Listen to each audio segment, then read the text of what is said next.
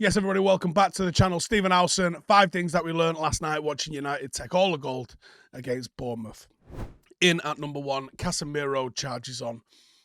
We are running out of adjectives and superlatives for CASEMIRO because he's just so good. And honestly, I feel like it is a treat to be allowed to go and watch him up close like this. It's been so long since I've watched a Manchester United player play where every single thing they do, I go, that was clever. That was clever. The only person I can think of that did it to the same level was Roy Keane. That's who he really reminds me of. For those of you too young to really remember what Roy Keane was like, it's difficult to describe exactly what someone's doing when they're not necessarily charging about the place, smashing into people. I mean, Roy Keane's got this sort of meme that that's what he was about, but that's not what he was about.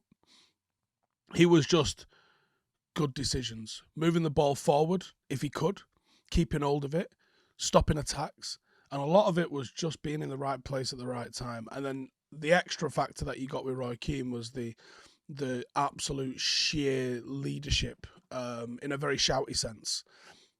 I think CASEMIRO is also a leader. He's a very different sort of leader. He's been that defensive sort of needle that we've been missing in the middle of the park. He's brought a level of quality that we just haven't seen for a long, long time. He should have had an assist. He's got a sensational finish on him. He brings quality on the ball. He breaks lines with his passes. He literally does it all. And I tweeted during the game last night, how do we replace him? Because you have to start thinking about it. He's got a good few years on him yet. And if he can play at this level for a good few years, United are going to win something.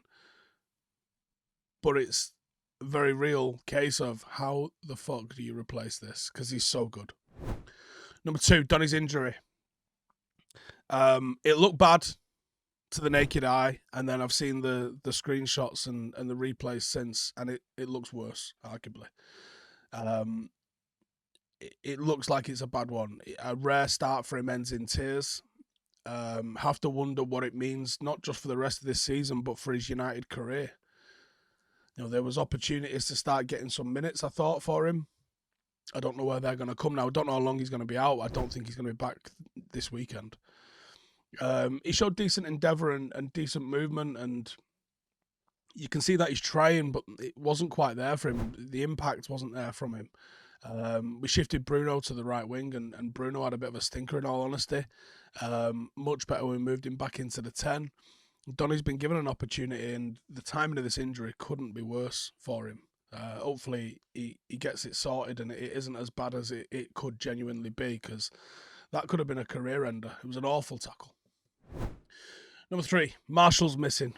Now, Anthony Martial's had the opportunity here. Literally our only fit striker. You're going to play as long as you're not broken. And he is not taking the opportunity that comes his way here. He's had back-to-back dire performances, just pure anonymous. Consistency and reliability just is not there with him. There's an argument to be made that he's not quite a natural number 9. He's more of a left forward. But I think it's safe to say up front he is not the long-term answer for Manchester United. The movement wasn't there. He kept dropping far too deep to try and get involved. Didn't really have the striking instinct. Didn't really hold it up. It was just poor from him. And there's been flashes of real good play from him this season. But that was always the problem with Anthony Martial, is that there was never the consistency with him.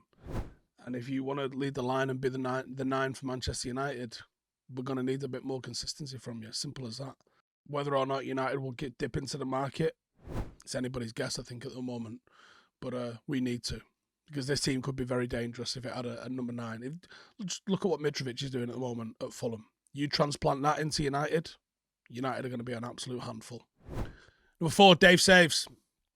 Needs credit for some of the saves that he's been making at key moments. It looks like he's rolled the years back 4 or 5 seasons. He looks capable of winning matches. The clean sheets are really starting to rack up for him. He's starting to be a little bit more proactive off his line. I noticed in the warm-up actually yesterday that they were doing some drills encouraging him to come to the edge of the 6-yard box. He's been quietly solid the last few weeks and had to make quite difficult saves in those games as well. No matter what happens, whether he gets the extension and continues as Manchester United goalkeeper, he has been a great servant to the club in arguably one of the most difficult periods in modern history. Second in the clean sheet table with 8 clean sheets this season, with the defence in front of him. Obviously, I think that Lissandro and Varane will be back soon. I think there's a good chance he can double that in terms of where he could end up this season. Like I said, United are just coming to the boil nicely. We've only had 6 months of Erik ten Hag, but the vibe is so different around the place. It's brilliant. And number 5, momentum. Momentum is growing. We've got 2 winnable games before the Manchester derby, which I think is a genuinely really tough game for us. And it's an interesting one because City are not firing on all cylinders, but they're still capable of putting 5 past you on any day. Haaland is an absolute freak. You give him half a chance, he takes it. And I think it would be, if United can turn City over, that's a massive, massive confidence boost for us. And it's also a boost in the table as well. It might actually hand Arsenal a title if we did. But we can only worry about ourselves at the moment, I think. 4th Premier League win on the bounce, 7th win in a row at Old Trafford. It's the first time we've done that since Jose. Rashford still firing. The guy can't stop scoring at the moment. It was brilliant to see. Shaw's goal was outstanding. I don't know where that came from. He's on an immense run of form. And whether it's been playing at left back or playing at centre half, he's just in a rich vein of form at the moment. So he's enjoying it. Garnacho gets an assist off the bench. Back-to-back good substitute performances from Fred. Honestly, I think Erik ten Hag is doing a madness with this side. We're winning the games we should win. And that's probably one of the hardest things to do in the Premier League. Everyone expects the top 4, top 5, top 6 matches to be difficult and expects to drop points in some of those. If you can win your home games and draw your away games, you're doing well. United have won quite a few of our bigger games at home against the top 6 opposition. It's can we start? We have to go to the Emirates. We're the only team that's beaten Arsenal this season. We have to go to the Emirates. If we can go to the Emirates and take points off them there, can we take points off Manchester City at home? Considering that we still don't have a recognised first choice striker that we can all rely on. You get us one and we'll do madness.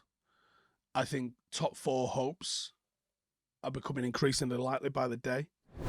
Partially thanks to the shite form of Liverpool, Chelsea and Spurs. But it only takes 2 weekends back-to-back and we pretty much play Arsenal and City back-to-back weekends. If you lose both of them games, you could find yourself right out of it again. So no one's saying that United are shooing for top 4 at the moment. We've just got to keep playing well. Hopefully keep on this track and see where it lands us at the end of the season. But I think top 4, see what we can do in terms of picking a trophy up or 2 and build again for next year. I think if Ten Hag's backed in the summer, you might actually start seeing this team capable of talking about a title challenge. But let's just finish in the top 4 first. See you in the next one.